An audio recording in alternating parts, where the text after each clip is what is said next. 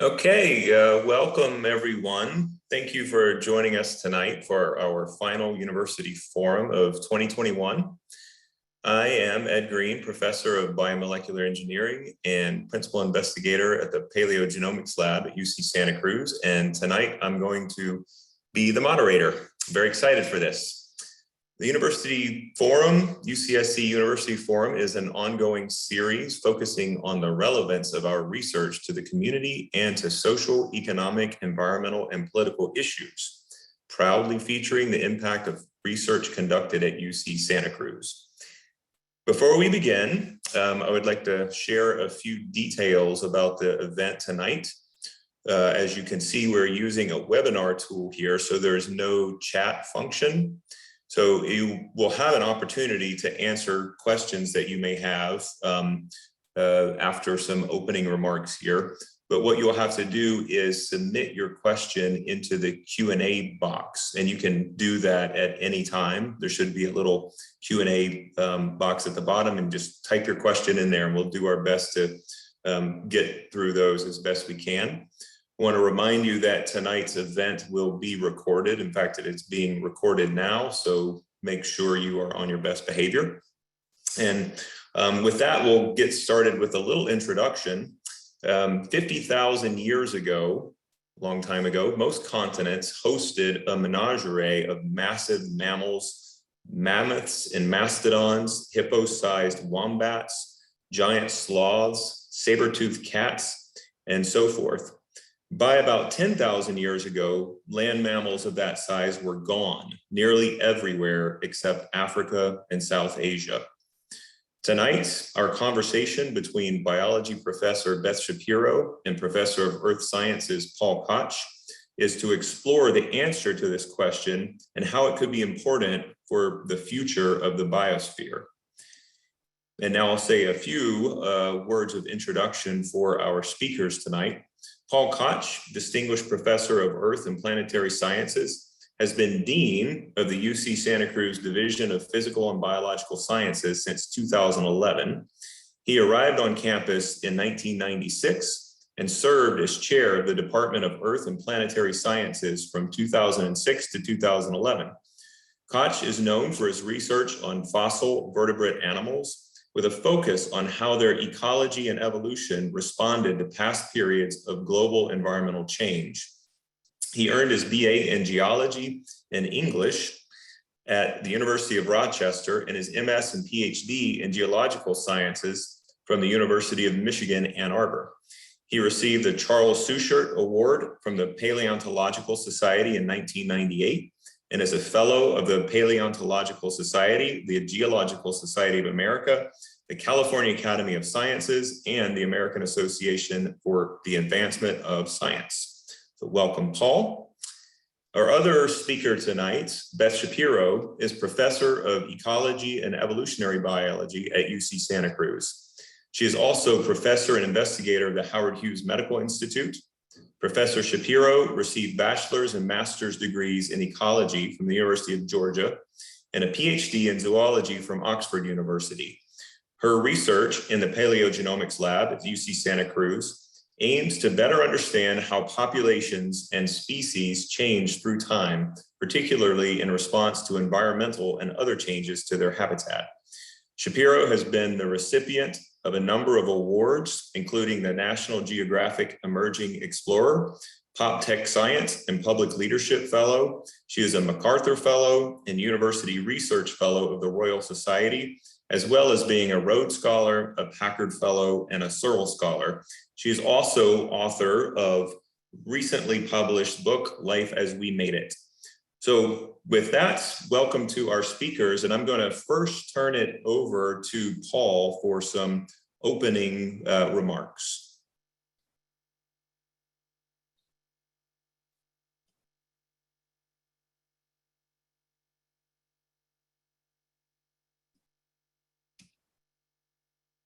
Thanks, Ed. And I'm going to share my screen and show some slides, and then I'll pass it off to Beth when I'm done with my comments. So thanks very much. I wanted to start. So let me just make sure that I'm playing. Okay, great. Can everybody see this images? The images? Thanks, Ed. I can see your thumb. Yeah, you can't start a talk about the extinction of large animals without showing some pictures of large animals. And so I wanted to take a look across the planet. What things look like, just a few, 40, 50,000 years ago. So this is an example of one of those wombats or those hippo-sized wombats, a lounging giant kangaroo. There's a snake here that for the snake phobic, you don't really want to know how big that thing was. Giant tortoises. This is Australia in the not too distant past. North America, really across the entire continent, when it was, at least the parts that were deglaciated, had a wide range of animals. There were 5 different kinds of elephants that roamed North America over this period. 4 different kinds of elephants.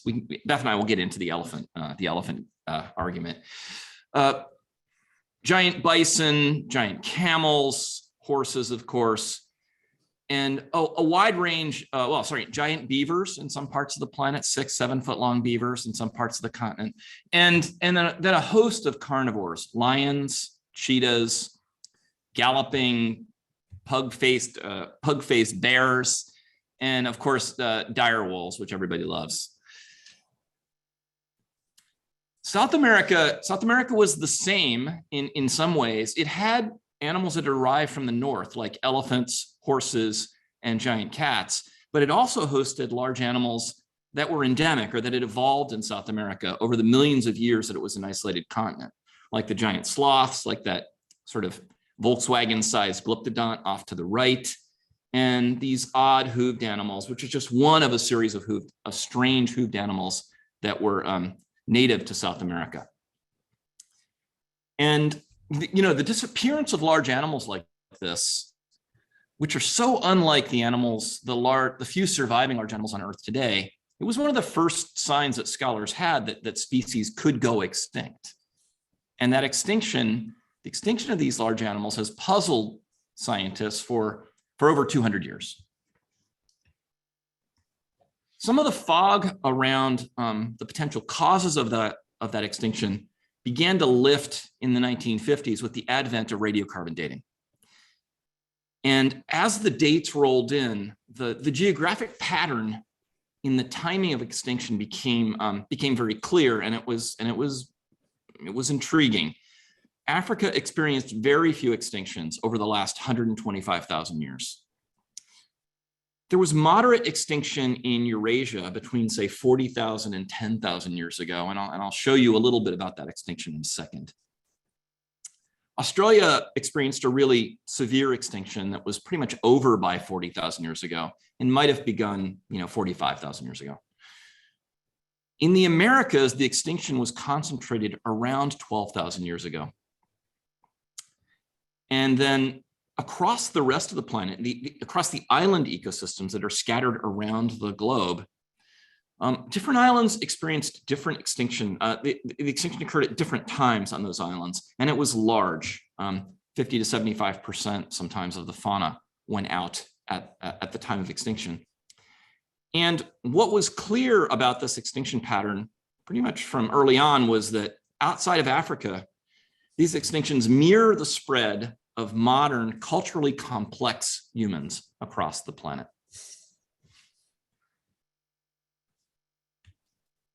There was something else I've hinted at that was unusual about this extinction, and that was how selective it was for big animals. And now here, I'm just going to focus on land animals, and I'm not going to consider, snakes and birds. I'm going to consider just mammals. And I'm showing you the maximum data on the maximum body size of mammals, but it would be the same story if I showed you data on the average body size of mammals. So on the left, we're looking at time in millions of years. This is when the dinosaurs check out here at 65 million years ago. Mammals notice that, and they start to get bigger on all the continents as soon as the dinosaurs, the dinosaurs that aren't birds, okay? As soon as those dinosaurs go away, mammals begin to increase in size, a little bit slower in South America, but on the rest of the continents that have a rock record over the last 65 million years, Australia doesn't have rock. this old. So you're not going to see Australian data, but in North America, South America, and Eurasia, mammals pretty quickly get up into this 1,000 to 10,000 ton size range. And that persists until very recently. In South America, the animals got up to that size range after 5 million years ago. And that was after South America, which had been an island continent, well, after the Isthmus of Panama formed and South America began to mix species with North America and the Northern Hemisphere. So that pattern of, for millions and millions of years prior to the last 10,000 years, the continents were full of large mammals. Let me see. And that changed over the last 125,000 years. For most of these continents, large animals persisted until just 20,000 years ago or so. So in Australia, the extinction occurred around 40,000 years ago, and you see this drop. And Australia lost all mammals greater than 100 kilos, with one exception at that extinction event. In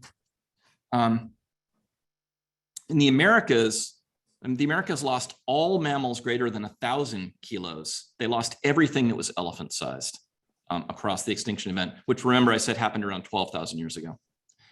And Eurasia lost all but one of these very large animals, these megafaunal mammals. The only extremely large mammal in Asia, in Eurasia, is the Asian elephant.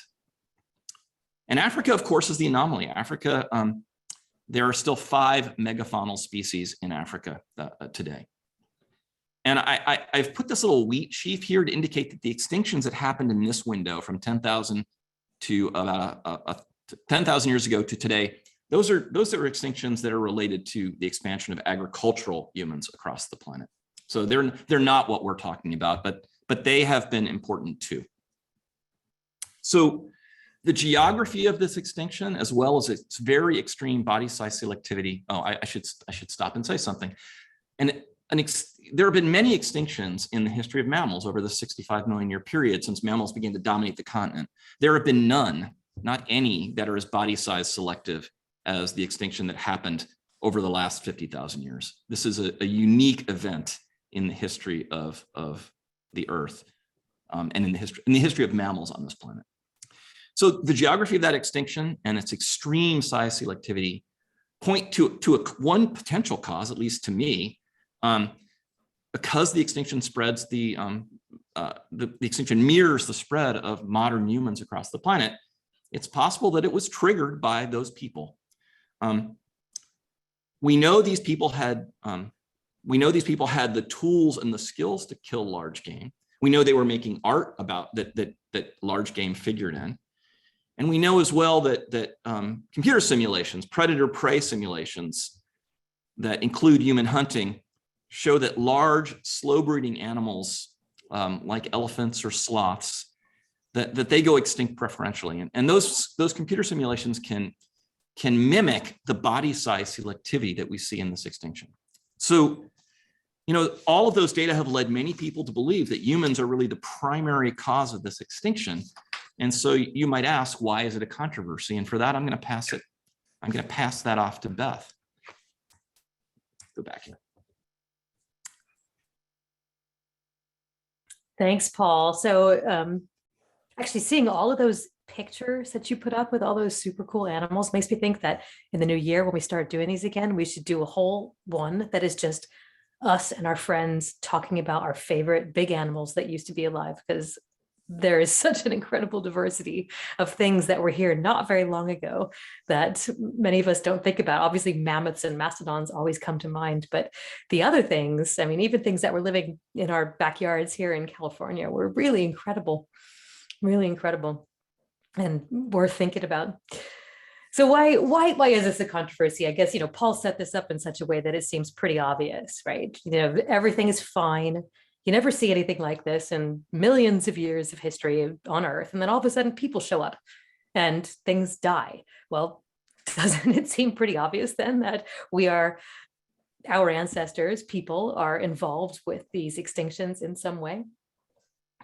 And I think, there are several reasons why there is still a controversy associated with this. And one of them could simply be that we don't want to be guilty. We don't want to have to accept the idea that humans, our ancestors, the people that were alive, that are related to us in some way, because if they hadn't made it, we wouldn't be here today, we're somehow responsible for the annihilation of so many species that seem coincident with this. And so maybe it's fair that paleontologists and archaeologists and scientists and lay people of all ilks have been looking for reasons to let us off the hook for this. So the main reason really is, and it does maintain this controversy, that climate was responsible for the extinction of these megafauna. And there are some reasons to support this alternate hypothesis. Can you go to the next slide? So if we look back across the Pleistocene, or at least part of the Pleistocene, so this plot goes backward in time from the left to the right. A lot of climate plots do this, and it's a little bit annoying, but as soon as you get your head turned around, you can follow this with no problem. Starting about 800,000 years ago on the right-hand side of the screen and moving through time toward the left-hand side of the screen toward the present day. You see the age in hundreds of thousands of years at the bottom of the screen. And when you see these plots going up and down and up and down and up and down, these are proxies for what the climate was like, proxies for temperature. And these have been measured in lots of different ways. And there are several different temperature records that people have turned to, and they all point to this same picture. And they're numbered by MIS at the top. That means marine isotope stage. And these marine isotope stages are just events, ways that scientists keep track of how warm it was, how cold it was, and switches between these warm and cold events. So for the last 2.5 million years or so, we've been in a geological epoch called the Pleistocene, well, until about 10,000 years ago when we moved into the present epoch, which is the Holocene. But the Pleistocene was characterized by these dramatic oscillations between very cold ice ages and pretty warm interglacial periods. Right now, we're in an interglacial period that's called marine isotope stage 1. The last ice age was marine isotope stage 2, and that was roughly 20 to 25,000 years ago. And around 125,000 years ago, you see on the top left-hand corner of your plot here, marine isotope stage 5, when it was warmer, or as warm as it is today, there was probably no polar ice in the north. And this was the most recent interglacial period. And so as you see, the Pleistocene was a period of rapid and extremely tumultuous climate shifts that were associated with cooling and drying events that led to extinctions. And there was an increased rate of extinction during these climatic shifts. But this rate of extinction wasn't necessarily body size limited. In fact, lots of things went extinct or didn't go extinct during these shifts. And the rate of extinction wasn't actually that high. It was pretty normal compared to the background rate of extinction for even longer into the fossil record. If you go to the next slide, please. So this plot is focusing, instead of on the last 800,000 years, on the last 150,000 years. So what we see here now are not only these marine isotope stages, which are the most dramatic shifts from cold to warm, but what we call DO events. And these are slightly less dramatic shifts that nonetheless had pretty significant impacts on local climates, global climates, but also local climates. And so if we want to ask whether the impact of humans versus climate is responsible for the megafaunal extinction events on the different continents, what we want to do is line up the archaeological record that shows us when humans were moving into different parts of the world with these climatic records that tell us when climates were shifting pretty considerably over time. So if we look, let's go to the next slide here. We can always come back to this if we want to during our conversations. So we see here that the oldest extinctions that are recorded are in Australia. These are around 40,000 years ago. And if we ask, when did humans get there? In 2017, there was some new dates that were published from a rock shelter in Menagerie in Northern Australia that suggest that humans were there around 65,000 years ago. There's not really widespread evidence of humans in Australia for maybe 10,000 years after that, but humans are definitely present in Australia for many thousands of years prior to these extinction events, which is interesting. Sorry. Humans are definitely present across Australia by around 40 to 45,000 years ago, which is coincident with the timing of these extinction events. If we ask what's going on climatically in Australia at that time, we see that there are dramatic climate shifts that are associated with increased fire records and increased drying and very dramatic changes in the forest ecosystems that are there. But these are not necessarily associated with extinction events, which is interesting. This is really suggesting that climate change is happening considerably in Australia. There is a burst of extinction, and that burst of extinction is associated with not the first appearance of humans, but the first archaeological evidence that humans are widespread across Australia. If we move to the next part of the world, which is Eurasia, this would be where humans were, humans moved into after they had first moved into Australia, it becomes a little bit more complicated. There's lots of changes climatically happening across Eurasia over this time period. Rhinoceroses, which are an interesting species, they finally become extinct in Eurasia around 14,000 years ago. And this just so happens to be coincident with a massive warming event that happened after a massive cooling event in Australia. And so people have blamed this ultimate final extinction of rhinoceroses on a climate change event that happened after another climate change event that really stressed out the rhinos and reduced their populations. So in Eurasia, it's really a draw. The case against humans is strong. There's evidence of humans hunting large megafauna, but there's also climatic changes that do coincide with the timing of these extinction events. In North America, again, we have this unfortunate coincidence between the timing that people first arrive. The timing of the arrival of humans in North America is a little bit controversial. There's some cool recent stuff that we can talk about a little bit, but Beringia, which is a part of Eurasia that's at the very top of this map here. So during ice ages, there was a land bridge that connected Asia and North America.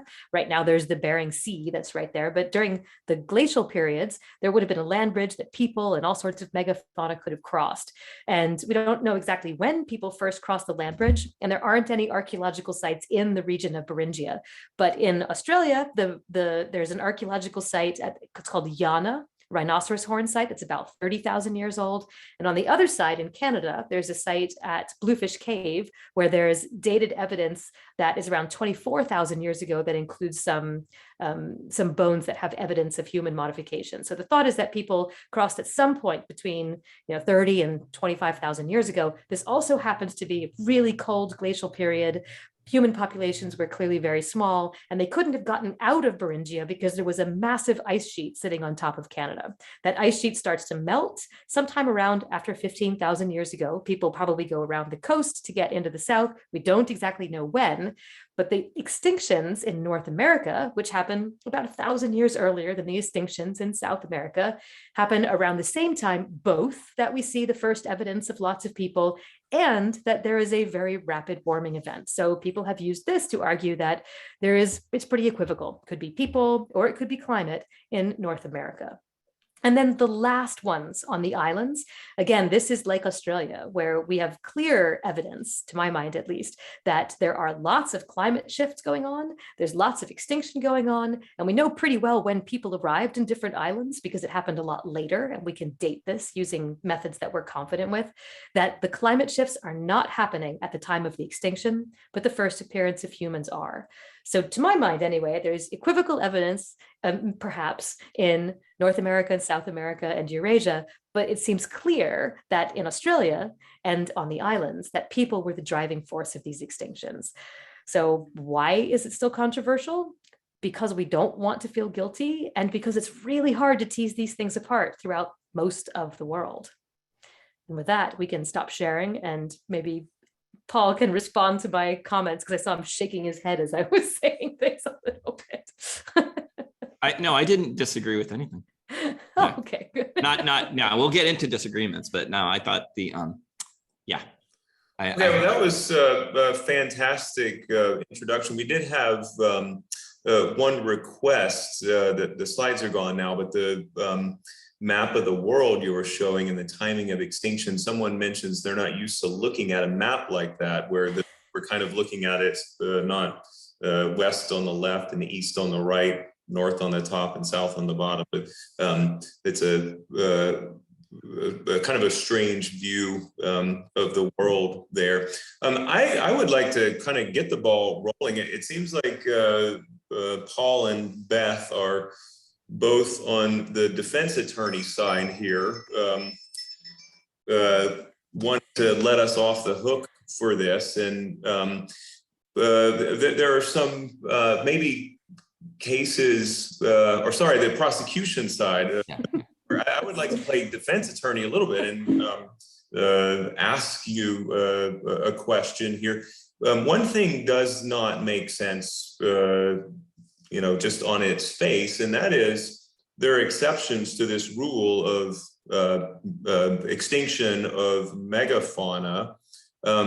One of them being the continent of Africa, and the evidence of the origin of humanity on the continent of Africa is pretty strong.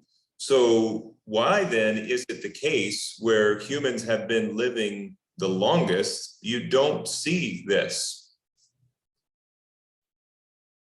Well, I can try to answer this. When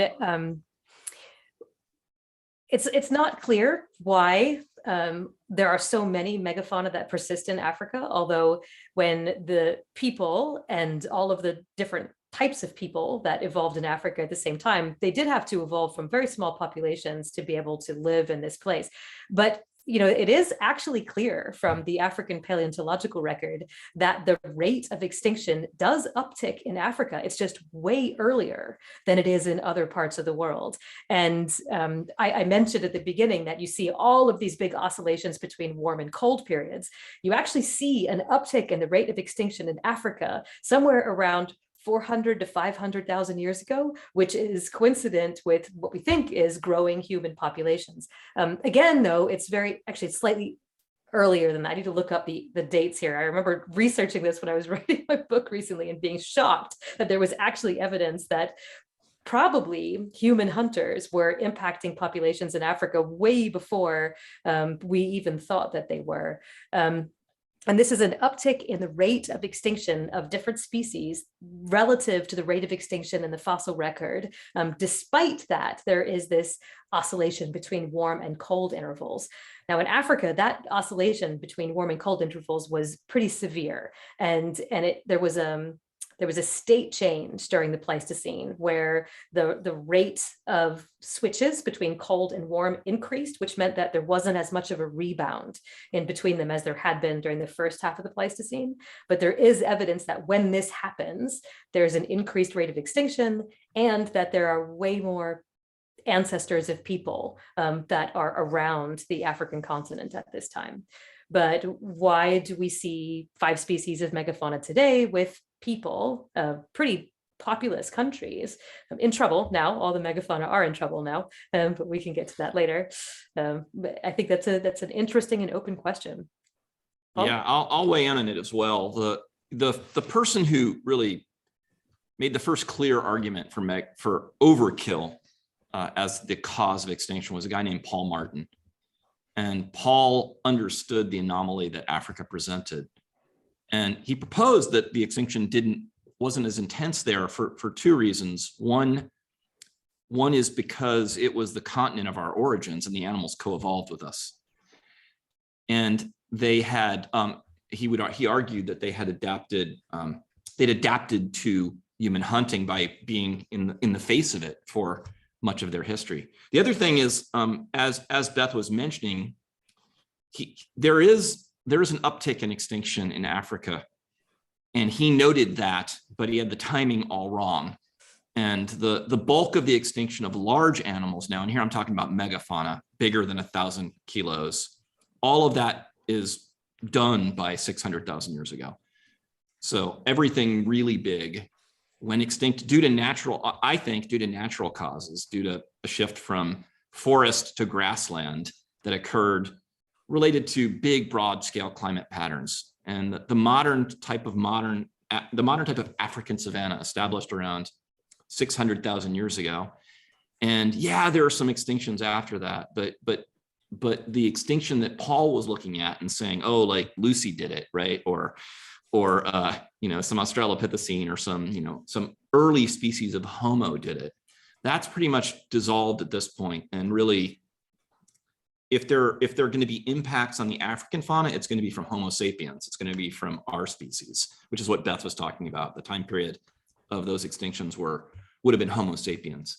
Well, let me ask you this then, Paul. This is a very comforting notion, if true. That's coevolution of megafauna and man in some sort of balance where neither one of us has to die or go extinct.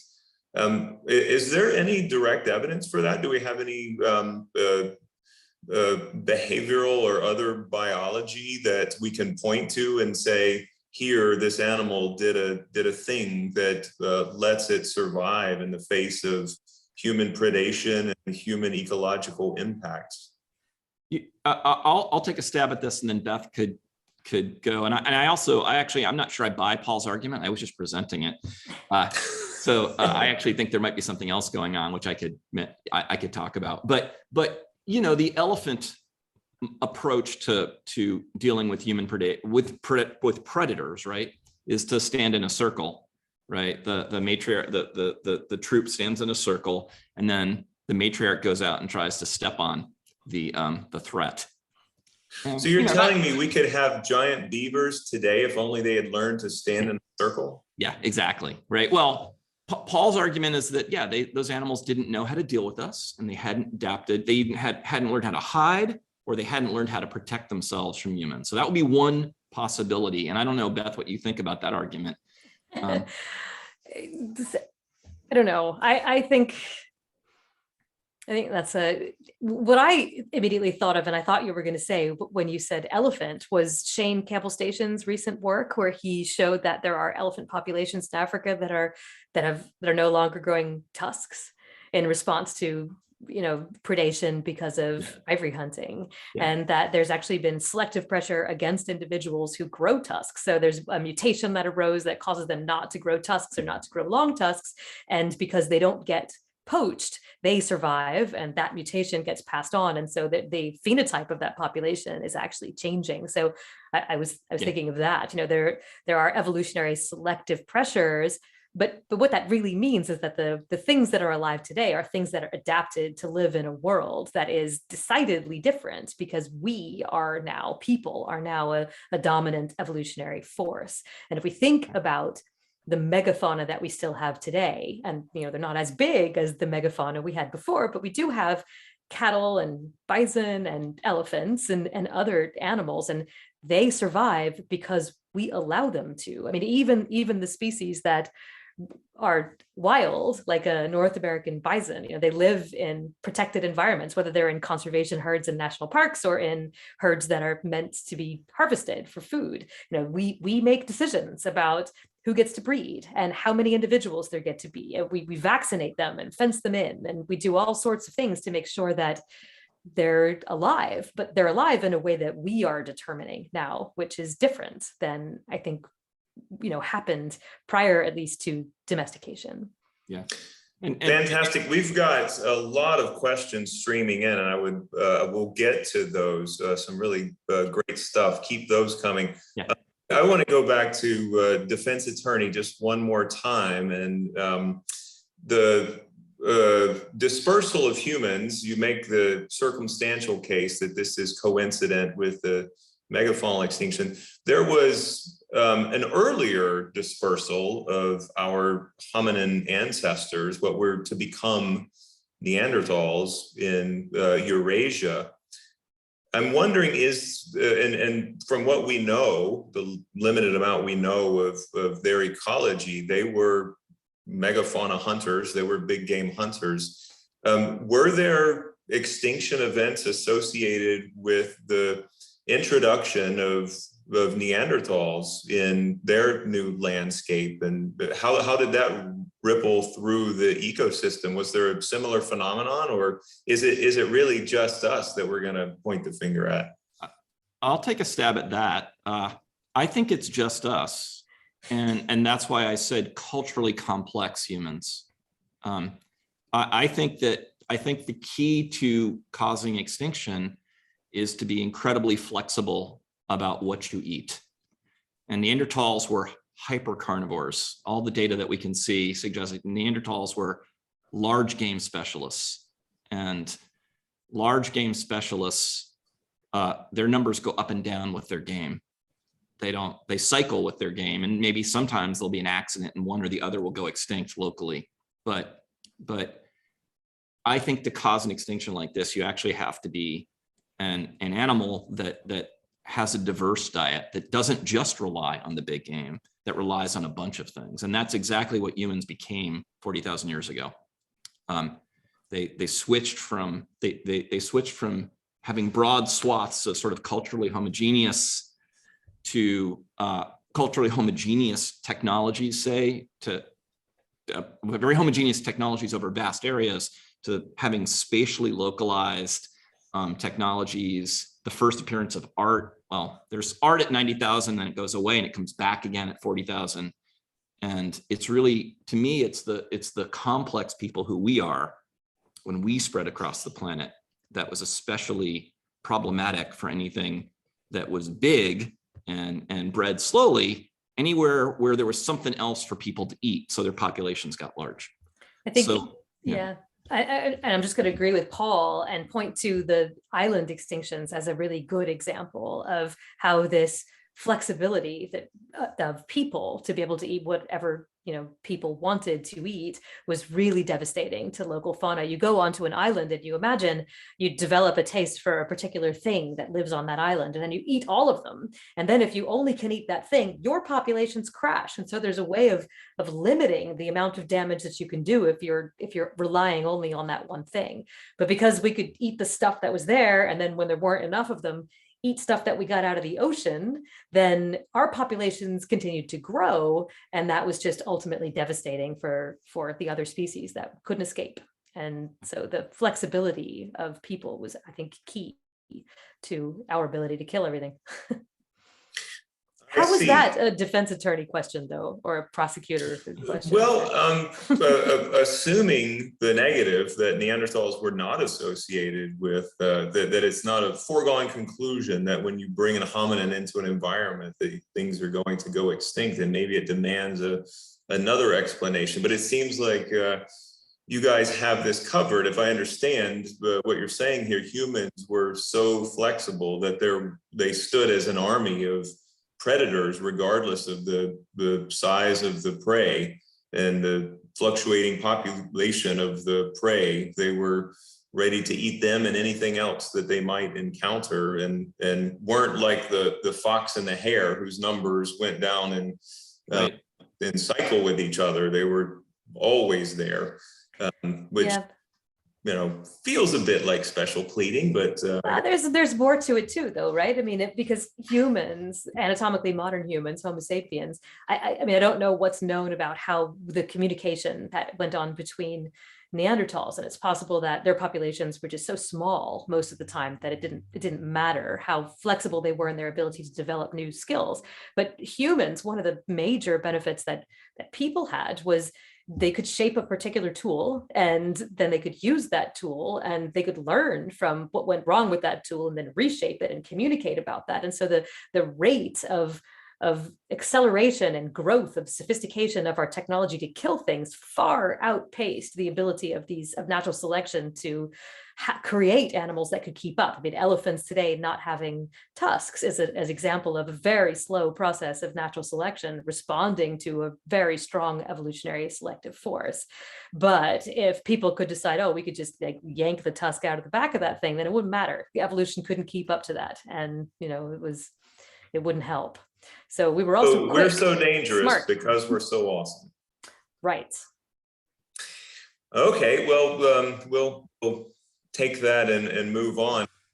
I've got a few more questions to hopefully spark discussion here, but I want to sprinkle in a few from the audience here. First one here, Christine Hatch asks, a fan of giant beavers, which is awesome.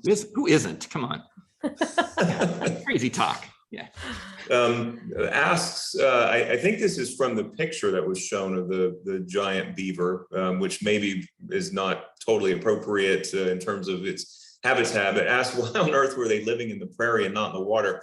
I think that's probably artistic license, but point to kind of a bigger question. What was the ecology of these giant beavers? Were there other giant trees, and did they make giant dams? And yeah, really good question. A beaver the size of a Volkswagen get along? So sorry, so the Volkswagen size, those were the glyptodonts. So they were more like giant armadillos, right?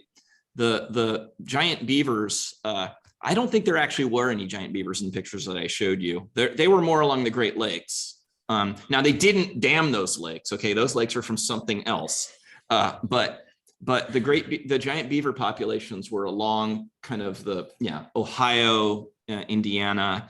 They were in that region, and I think they were, they had ever growing incisors. Yeah, they were chewing down trees. Yeah, I mean, there were a number of larger rodents. There was a giant capybara that occurred in Florida. So capybaras today only occur in South America, but South Florida had big capybaras at the time. And so yeah, probably pretty tasty too, capybaras, I think. So. There's a giant beaver, a reproduction of a giant beaver in the Canadian Museum of Nature that I find to be, somebody built an artistic rendition of one of these giant beavers, and whenever I've seen it, I've just been amazed that this thing actually existed. Yeah. But there are pieces of wood that people have found that have gnaw marks on it from giant beavers, and they really were just giant pieces of wood that have giant beaver gnaw marks on them. So yeah. Yep. Okay, fantastic. We have another question from the audience. Gary Sloan asked, has anyone calculated the area population of an extinction versus the amount of meat that would be needed? In other words, has anyone done kind of a caloric content of an area to ask whether this could have been feasible? Could humans have done this? Is there enough meat there to sustain humans, and are there enough humans there to, can you explain this ecologically? Yeah, there have been a number of attempts at this. There was one, not so much on the extinction question, but on what limits hunter-gatherer population sizes. Their paper just came out about that. And there are the best simulations, the ones that include fallback prey, the prey that you really live off of, right? Suggest that human populations that are at the high end of the population density for hunter-gatherers. So these are not like the population densities, to say, of Kong bushmen who have been pushed into less productive habitat by agriculturalists. So most hunter-gatherers today don't get to live on the really productive land. But the hunter-gatherers of the past, before agriculture, did live on really productive land. And that land will produce lots of rabbits. I'm just going to call fallback prey rabbits, right? Lots of small game that they can take, and their population sizes can get high. And those high-end population densities can drive extinction of large game. And there are places where it might not work, where there are other limits on human population. So I'm not convinced about the high Arctic. And that's really what the recent paper on hunter-gatherers suggested, that the seasonal availability of plants might limit human populations in high latitudes, and it might make it harder for humans to drive extinctions at really high latitudes, because hunter-gatherer densities can't get very high. But over the productive parts of the continents, yeah, hunter-gatherer densities can get high enough to drive the extinction. Should also say, though, because this is an important point, that it's not just hunting that people do that can lead to extinctions. When people arrive in a habitat, they change the landscape, often fundamentally, in a way that really shuffles around that ecosystem and might just destroy lots of the available habitat for things that live there, especially on islands. This has been particularly important, and not megafaunal extinctions, but we've seen this for birds in lots of islands where humans arrive and they introduce other things like rats and brown tree snakes and cats and pigs that people aren't necessarily eating the birds. They're not hunting the birds themselves, but the presence of people alters the landscape in such a fundamental way that those birds can't survive. In fact, that's what happened to the dodo. The timeline between the extinction of the dodo on the island of Mauritius in the Indian Ocean, where the dodo lived, and the first appearance of humans was only about 25 years. But it wasn't because people were eating the dodo. In fact, that all the written records suggest that people didn't find them tasty. They were kind of disgusting. But dodos laid a single egg in a nest on the ground. And when people got off the boat in Mauritius, they brought with them, accidentally, rats, but on purpose, pigs and cats and dogs and other things. And those animals ate the eggs of the dodo. So it took almost no time at all for people to arrive on Mauritius, for the dodo to not be able to reproduce and to go extinct. So that, I mean, that's a dramatic example, but it is one of the ways that people are causing extinction of lots of species, is just by changing the habitat.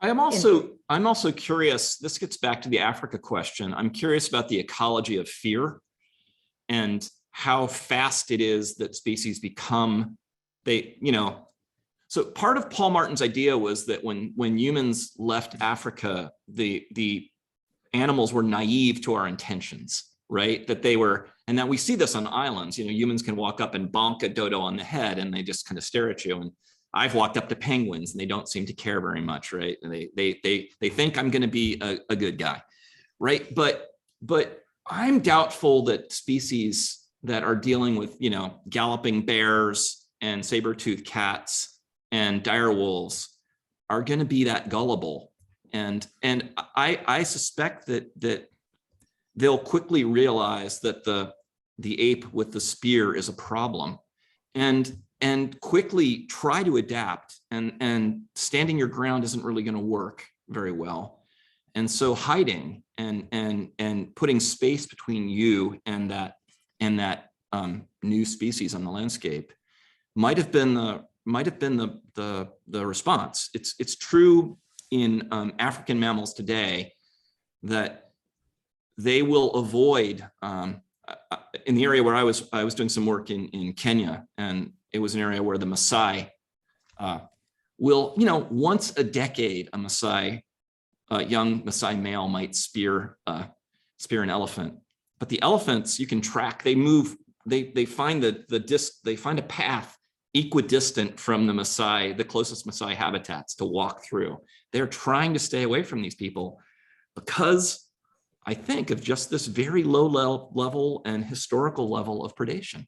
And so you can imagine the landscape for these animals becoming much more fragmented and much harder to maintain a population density if you're working around humans because you're scared of them. There's evidence from North America that support this hypothesis. Val Geist and Dale Guthrie were talking about why bison became smaller in size from the last ice age, around 20,000 years ago, to the present day. And one of the hypotheses is really about this, that without who it was that was hunting bison changed as large bears became extinct, and it became wolf packs or people that were the dominant predators. And this meant that whatever bison strategy had been to avoid predation before, which might have been the biggest individuals standing their ground with their bigger horns, was no longer particularly useful. And so those individuals were weeded out of the population, and you get this new smaller dominant individuals that are actually more prone to run away or hide or have some different behavioral response to the presence of the thing that's hunting them. So I guess a couple of points there, but an interesting one that goes back to my earlier point about how things that are alive today are things that are adapted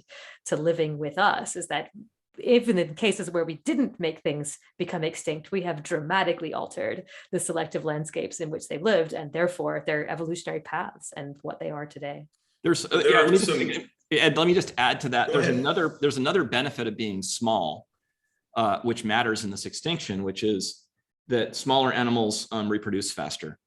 And there appears to be a threshold in this extinction. If you have one or fewer offspring per year, you're really susceptible to going extinct during these events. That's globally. And yeah, if you shrink small enough to increase your reproductive rate to, or if you start to twin, that would be the other, twin more frequently, that would be another path to escaping extinction. You just breed a little bit faster than the people can keep up with. So that's interesting. Are there examples of animals that have taken that strategy, maintained their mass, but increase or decrease generation time? Or are those covered? Hard to know. Yeah, hard to know that. Like I've never seen a paper looking at the change in generation time related to the shrinking, to the body size decrease. I don't know if you have, Beth. No. I mean, we do have, it's not the same. It's not an answer to this question, but we've been tracking at just one site in Canada where people were looking from about 50,000 years ago till about 20,000 years ago. So before people were there in any large numbers, and asking how changes in habitat availability and resource availability impact the survival and population size of these two herbivores, bison and horses. And natural history wise, they're super different from each other. Bison can reproduce really quickly. They have a much shorter generation time than horses, but horses can eat a whole bunch of other stuff. So bison need really good nutritious food, but when they have it, they can reproduce quickly. Horses reproduce more slowly, but can eat a whole bunch of stuff. So they have advantages in different situations. And this is really what we see play out. As around 30,000 years ago, there was a fantastically rich grasslands in northern Canada, and there were tons of bison. Bison were just eating this grass and making more bison all the time. But the grasses started to disappear as it got colder and we approached the last ice age, and were replaced by shrubby stuff that wasn't as easy to eat. And then the horses had an advantage because they could eat all that stuff, and they started to outcompete bison. And then it got really cold and none of them were doing very well. But then after it warmed up again, after the last ice age, the grasses came back and both of them were there, horses and bison. But because it was grasses, bison could turn those grasses into more bison faster than horses could turn it into more horses. And so bison eventually won, and horses went locally extinct in North America. Interesting. And that brings me to a question that has been stated in lots of different forms here. The combination of people and climate change, and why does this have to be either us or climate change? We are, after all, responding to climate change as well, and may be more lethal to animals when our resources are limited. I want to ask you what you think of that idea that we had a co-conspirator, and that was climate change. And also, I am particularly interested in hearing this one example of mammoth extinction that we know in great detail had very little to do with humans at all, but was kind of all climate change. And so what about the idea that every extinction event is a special case, and some of them could have been humans and some of them could have been climate change, and some of them could have been a combination of both? I don't know. Do you want to go first, Paul? I could address. Yeah. I'll go first, and then you do the mammoth. You talk about the mammoth example, because I would say that history is the 65 million year history of mammals is evidence that absent the presence of us as an agent, that kind of extinction doesn't happen. We haven't yet come up with, and although Beth and some of her colleagues think they may have come up with a way to drive a body size selective extinction where climate might be the main trigger and humans might be, abetting it, right? But at the moment, the only the only agent of extinction that can produce such selectivity is a large amount of predation. And that to me would say that humans are necessary. So maybe we could frame it in a different way. Humans alone could do it. Humans and climate would make it worse, right? And a lot worse. But humans alone have the capacity to do it. And we haven't yet seen that climate alone has the capacity. We have no model yet where climate alone has the capacity to do it. So to me, it reads as an extinction where humans are necessary for it to happen, but they may not be sufficient to explain the way it plays out everywhere for exactly the reason that the questioner raised. It seems transparent to me that in Europe that there is this interplay between human predation and climate change. Just the nature of the animals that are going extinct at different times suggests that the warm adapted animals seem to be going extinct in the presence of humans when it starts to get cold. The cold adapted animals go extinct for the first time in the presence of humans when it gets warm. So it does seem that the extinction timing and shape the extinction pattern is being shaped by both humans and climate change in many parts of the world. That would be my take. But that absent humans, there's really no evidence that there wouldn't be animals. Those animals would be running around still. That's my take. That absent the presence of humans, there's nothing that climate did that would have predicted they'd go extinct like that. I think what's really important to remember is that extinctions always happen, right? There is a background rate of extinction in the fossil record that exists, even without massive extinction events like that drove the dinosaurs extinct, or earlier extinction events, or the sixth extinction that we're undergoing right now. So it is always going to be the case that climate changes and invasions of landscapes by different species are going to cause communities to change, and there's going to be an extinction rate.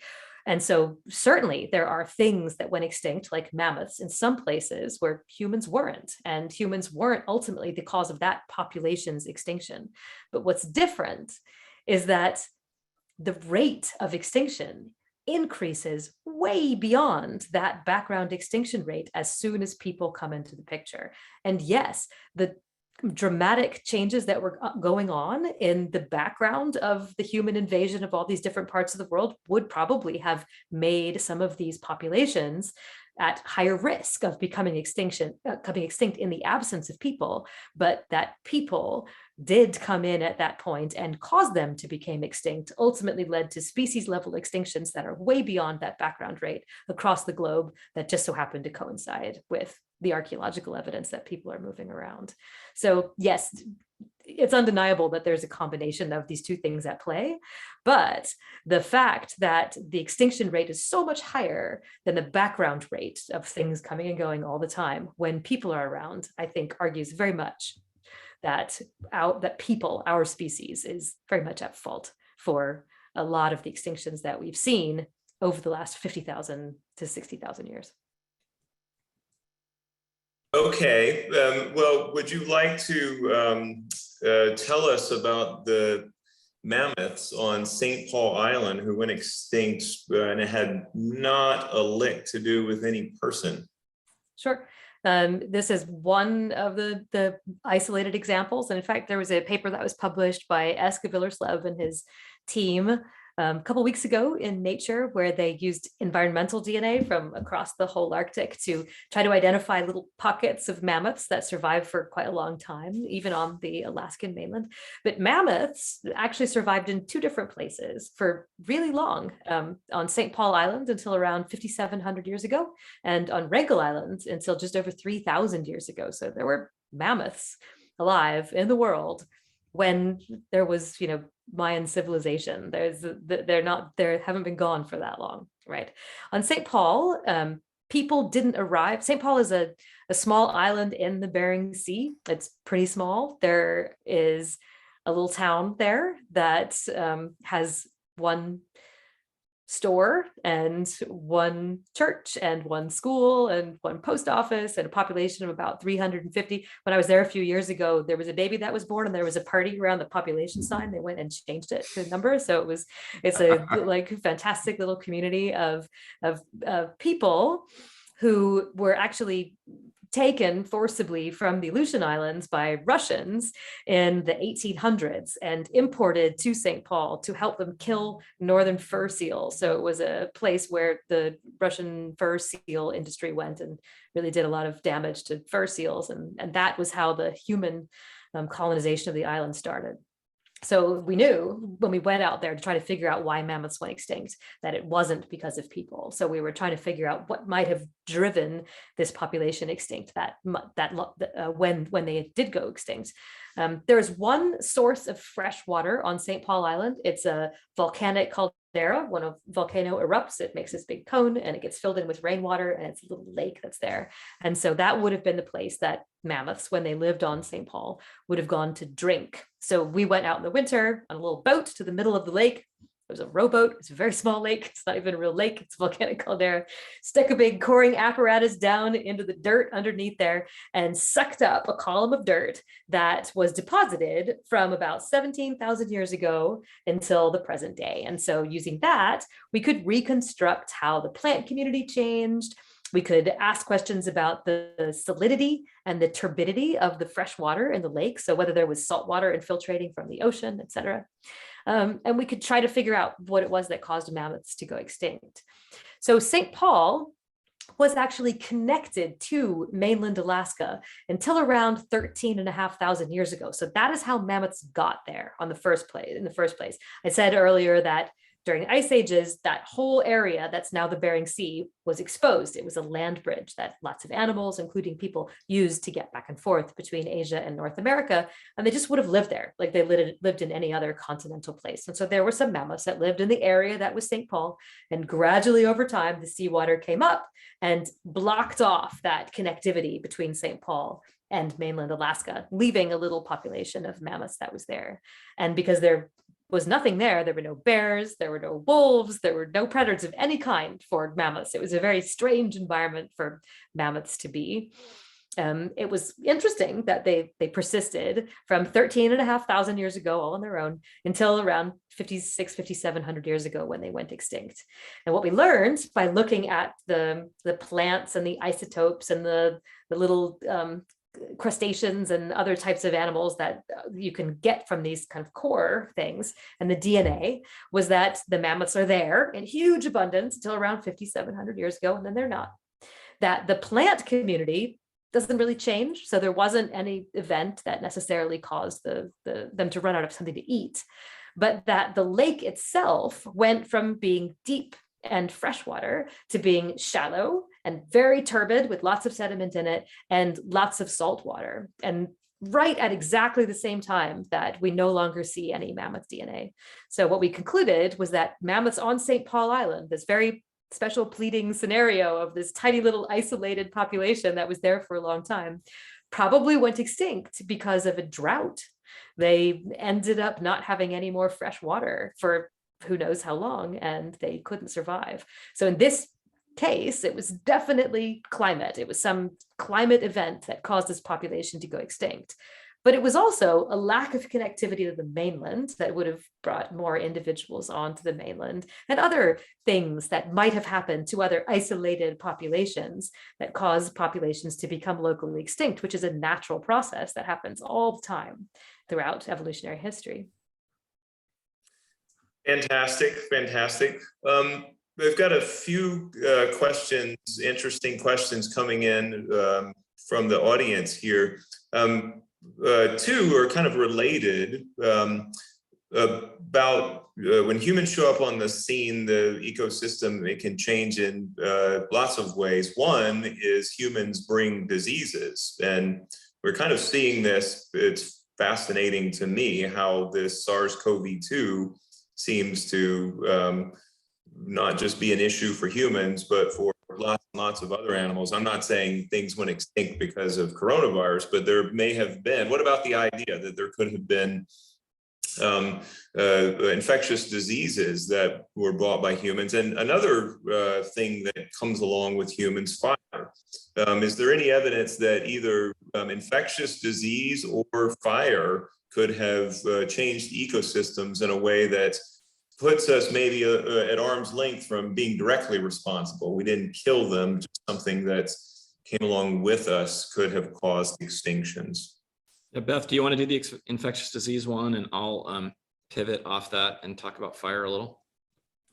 I can't, and on the spot of the moment, think of infectious disease as a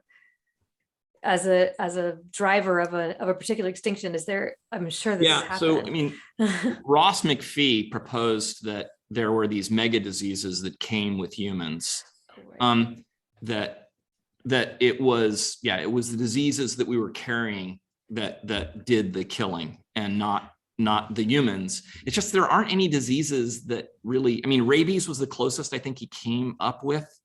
But, yeah, I think even Ross doesn't believe this anymore. Yeah. Like, I mean, it's an interesting idea to think about, but you would have to be able to, and we've seen this. I mean, obviously coronavirus can infect lots of different species, but it doesn't infect all of them with the same lethality. And so imagining that we would come with a disease that was immediately lethal to so many different, evolutionarily different groups of animals at the same time that didn't kill everything where we were before just seems a little bit far-fetched. I mean, Yeah. we might bring something that jumps a species barrier and infects another animal, but you know, the idea that this could drive megafaunal extinctions across the taxonomic tree of life hasn't been proven. So I want to talk about disease, and then we can talk about fire, because I think disease could be really important. And again, Paul Martin mentioned this, and when he was laying out some of his ideas about overkill, the possible explanation for Africa is that that there wasn't an extinction in Africa because human populations were limited by disease.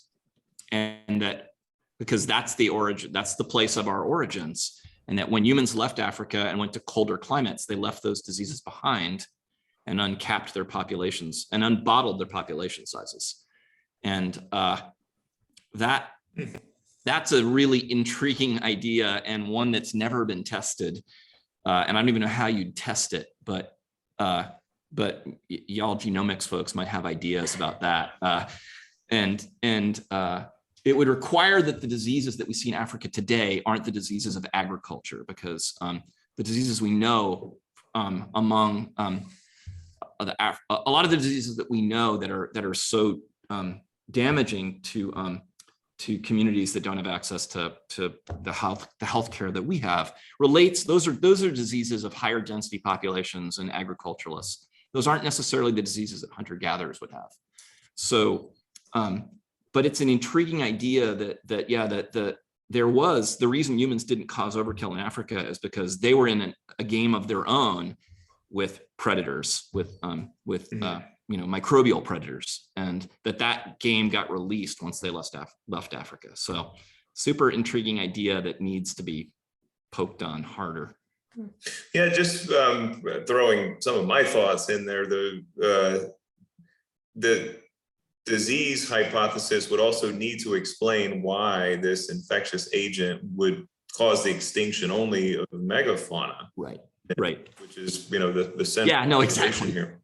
Yeah. And on top of that, it is really poor strategy for any infectious agent to drive the extinction of its host. That's usually not how this works. They just want to reproduce. They don't care if you, get sick or not, but they certainly don't want there to be no more host. But in any case, what about fire?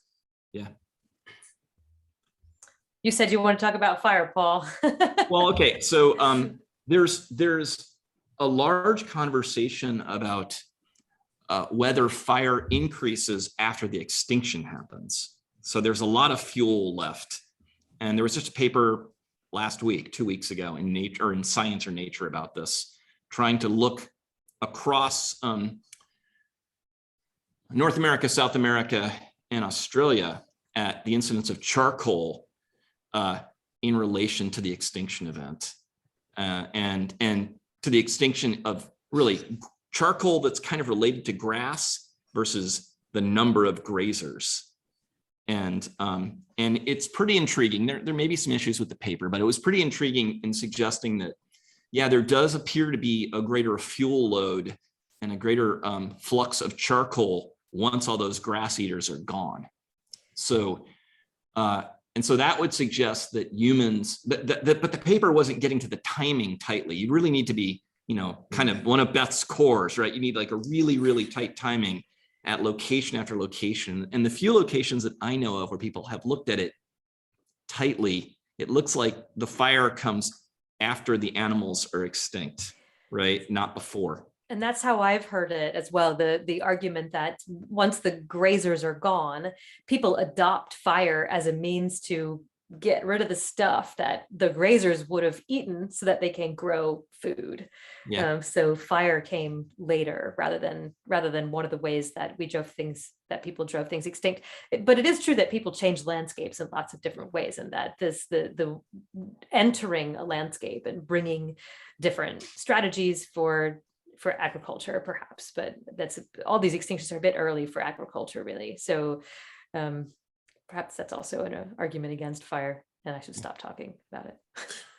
All right, well, I'm going to ask our panelists here not so much a science question, but more policy and broader question. So if we are to accept the blame and responsibility here, a reasonable person might ask then, so what?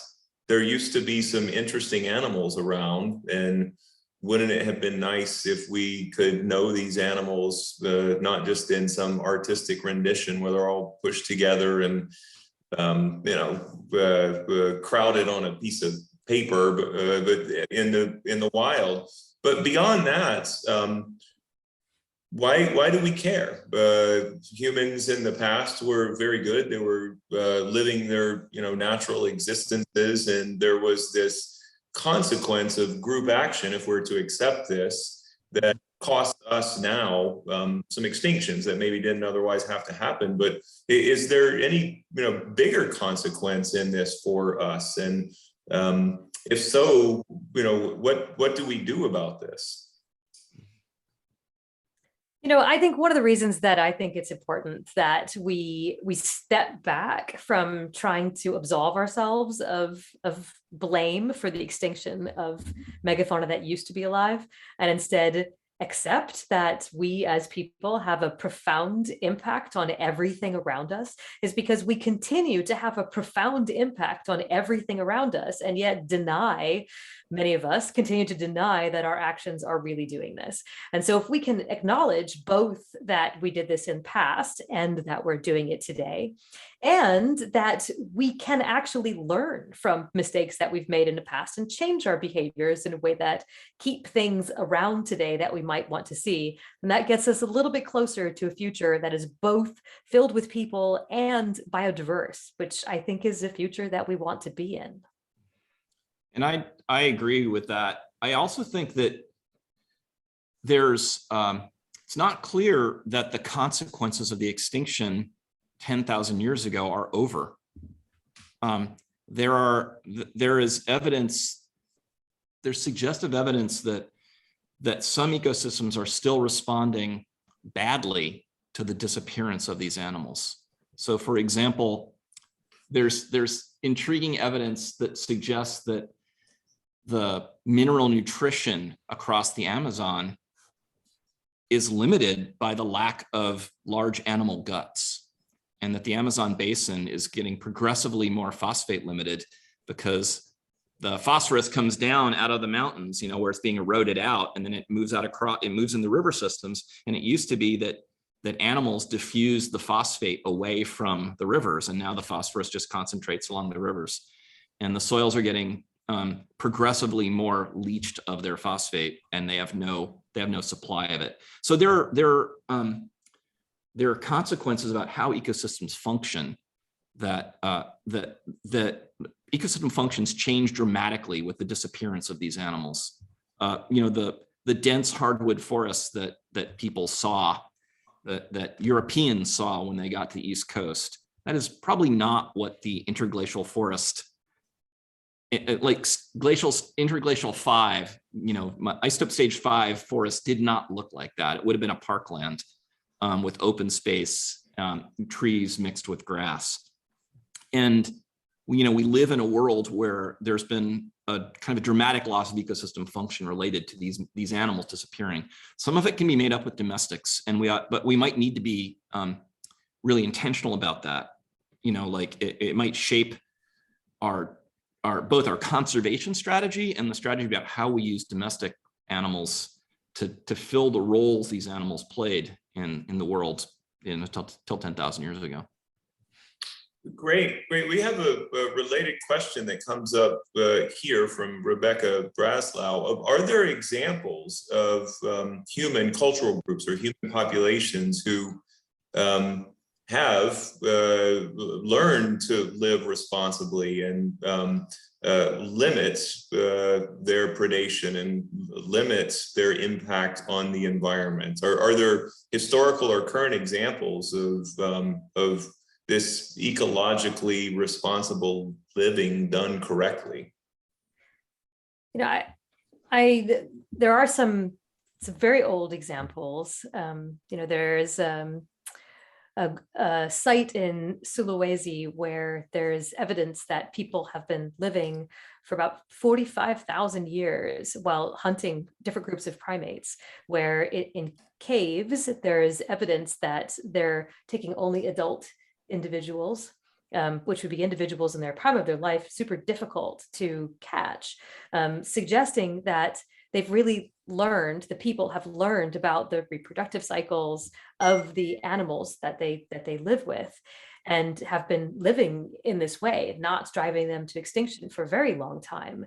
But more broadly than that, I think domestication as a strategy that people have used is evidence of our ability to coexist with megafauna, despite that we change them in some way. I mean, the earliest evidence for this comes from the region around the Fertile Crescent, somewhere before about 10 to 12,000 years ago. And it's from sheep and goats, and a bit later from aurochs, which are the ancestors of cattle, where you see that people begin to use strategies that are different from just going out and killing whatever individuals they can find.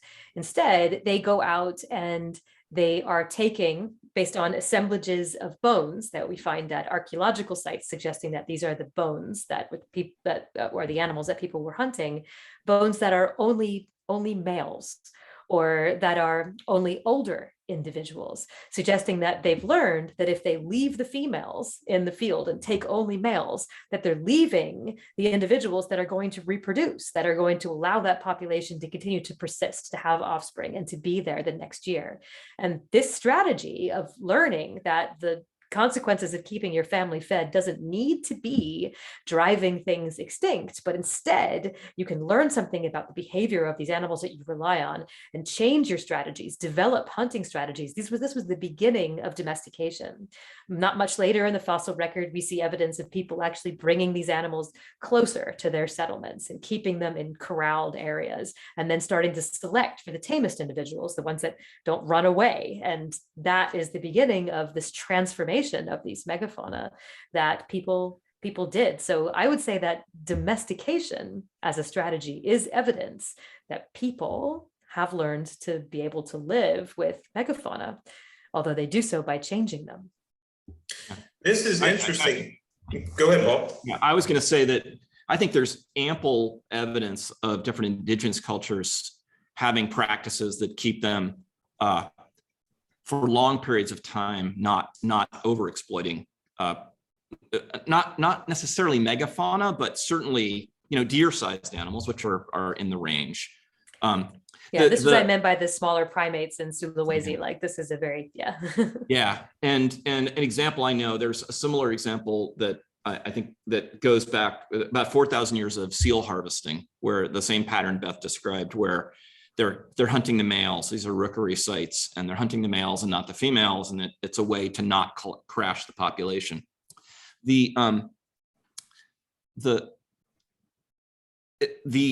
yeah, I think I'll just stop there. I would say that there is, well, these are the people who, you know, who have come into balance. As long as I would say they're not pressured by other forces, I think that can work. There's also ample archaeological evidence of what's called resource depression, where kind of like it's like the tusks of the elephants, where you can see clear signs of humans kind of fishing down. So, you know, the abalones get smaller and smaller and smaller through time, or the urchins get smaller and smaller through time. And you can see the effects of human hunting getting pressuring the system more and more.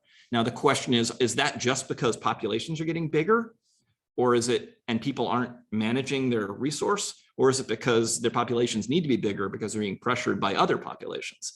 You know, that there are other factors that are leading to human, that are influencing human resource use, other than just, hey, there's a lot of urchins there, right? So we can see both in the fossil record. We can see slower over-exploitation, and we can see a maintenance of a resource that could be pretty hard to, that you have to be careful or it will go away.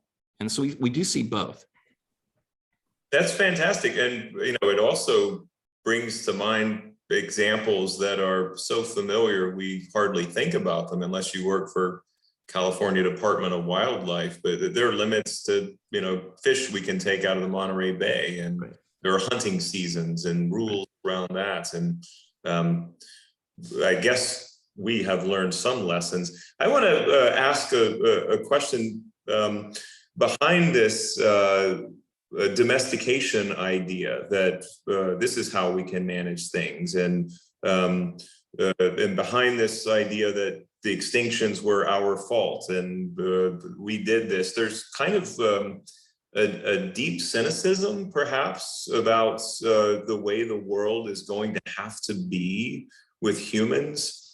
And one of our, you know, very famous colleagues, E.O. Wilson, has proposed that we are so deeply flawed and so deeply impactful on our ecosystem that we are we can't be rehabilitated, and instead what we ought to do is just set off some fraction of the world, some big fraction of the world, maybe half the world, to do its thing, and then we do our thing in the other half of the world. And that's the only way we're ever going to maintain some kind of a natural environment. That is deeply cynical, maybe completely impractical, but how do you guys see it? Is that the only way to have a real natural environment that is free of human impact? Do we have to rope ourselves off from it? I think maybe my response is going to be even more cynical than that. Yes, it's impractical. I mean, geopolitically impossible. What half of the world are we going to give back to nature? And how are we going to convince the people who live there to leave that part of the world? I mean, that's just silly.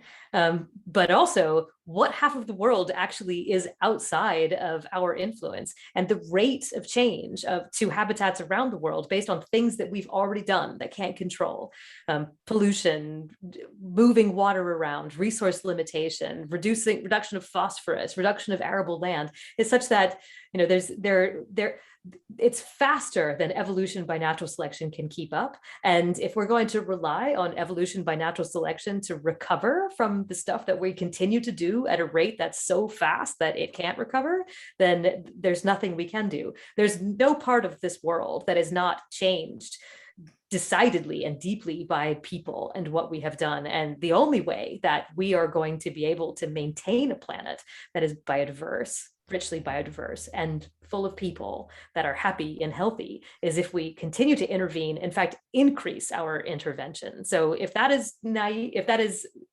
cynical, then I'm sorry, but I think that this is the truth, and it's time to admit that this is the truth, and see what we can do to actually preserve the biodiversity that we have. And that means not stepping back and going, oh, you're just being cynical. If we just give half the earth away, it'll be fine. It's not going to be fine. Yeah, I wish I had dug it up. I did a calculation of how many pounds of human are on Earth versus the next most abundant large mammal, And it's orders of magnitude, several orders of magnitude, more human on the hoof than it's the crab-eater seal, which is the next most abundant animal. And the third most abundant biomass-wise is over Beth's shoulder, the white-tailed deer at 50 million. But there are 7.5 or 7.3 billion of us, right? So with respect to the world's resources, most of it's walking around right now and looking at a cell phone, or most of the production, most of the land that produces is already walking around. So anything, we're already tending a garden. We've been tending a garden for at least 150 years. The rhinos that just went extinct in East Africa were introduced there 100 years ago because they'd already gone extinct once. The white-tailed deer that are, there are millions of in Pennsylvania are there because they were introduced in 1910 or something. So we have this is our planet, and we are going to shape it, and I hope we shape it so that it has large animals in it and small animals in it. But the idea that we're going to do that by setting a chunk of it aside and not messing with it, no, it's going to take something more than that. Then it's going to take much more intentionality than that.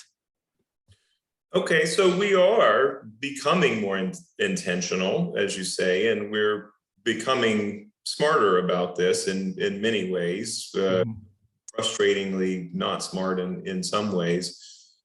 How do you see the future? If we come to understand our impact on natural systems and ecosystems, how is it that we engineer, if that's what it is to be, the Earth ecosystem where we can be happy and healthy and also enjoy some vestiges of what you might consider a natural environment? Or is that the right goal? I'll take a stab, which is that's the topic for another forum. And I've been to sessions where we tackle that kind of a question, like how much are we willing to create? There is no nature. How much are we willing to create the garden that preserves biodiversity? And how much do we think we should step back and that there is nature? And that's a deep, deep question. Beth, I don't know if you want to. Well, I did just write a book about this. Yeah. I haven't read it yet. I have to read it. So. You read one of the chapters. I did read one of the chapters. I think it's a very hard question. I agree. This is a topic for an entirely different thing, not for the 1 minute that we have left in this one.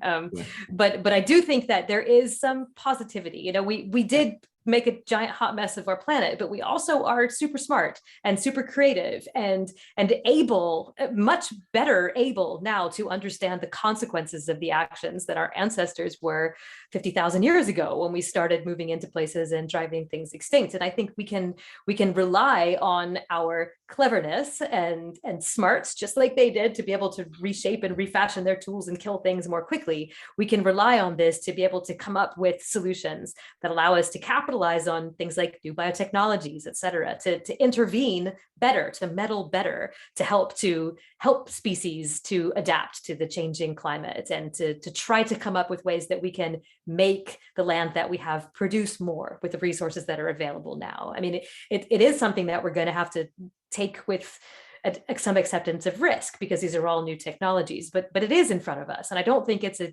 desolate and devastating future. I think there's a lot that we can do because we are people and capable of thinking on our feet and changing our mind and sharing across cultures and across risks and making decisions that can benefit us and other species, because we can recognize that we have played a role in the demise of lots of different things and that we don't want to do that anymore. Well, let's hope that we can. We are up against the clock here. I want to say hearty thank you to Dean Paul Koch and Dr. Beth Shapiro, and thank you to Diana and Nicole for organizing the event. And my sincere apologies to everyone who sent in. There were so many fantastic questions. I couldn't get to all of them. Great conversation. This is it for the series for fall quarter. We will reconvene after the winter break, and thank you all for joining, and good night. Thanks, everybody. Care. Thanks, everybody.